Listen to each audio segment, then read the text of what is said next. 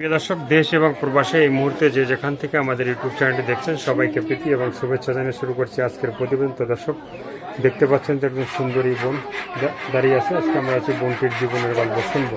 আপু, আসসালামু আলাইকুম। কি নাম ভাইয়া? শাবনুর। শাবনুর আপু কি ভালো?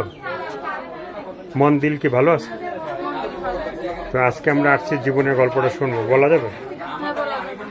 হ্যাঁ, তাহলে আমরা শুনি। বাসায় দাদি আছে, মানুষের বাসায় কাজ করে খাওয়া দাদি।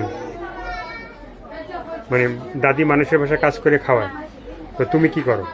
আমি হ্যাঁ, আমি মানুষের বাসায় কাজ করতাম, কত সময় যাই কত সময় যাই না। দাদি যখন যায় তখন যাই না, যখন দাদি না যাইতে পারে তখন আমি যাই। তো এই যে ভিডিওর সামনে আসা হলো, হ্যাঁ, কিসের জন্য বলা যাবে? গরিব মানুষ, তার জন্য ভিডিওর সামনে আসছে।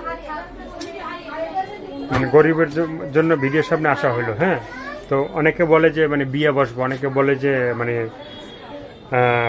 সাহায্য সহযোগিতার জন্য। ঠিক আছে, তুমি কি বিয়ে বসতে চাও নাকি? আমি বিয়ে করতে চাই। কি ধরনের মানুষ চাই? যেমনই মানুষ হোক, যে হ্যাঁ। পাশে থাকবে, আমাকে হেল্প করবে, তারপর বাসায় না থাকবে। যে পাশে থাকবে, কি বলার মানে আর কিছু বলার নেই ভাই। শেষ।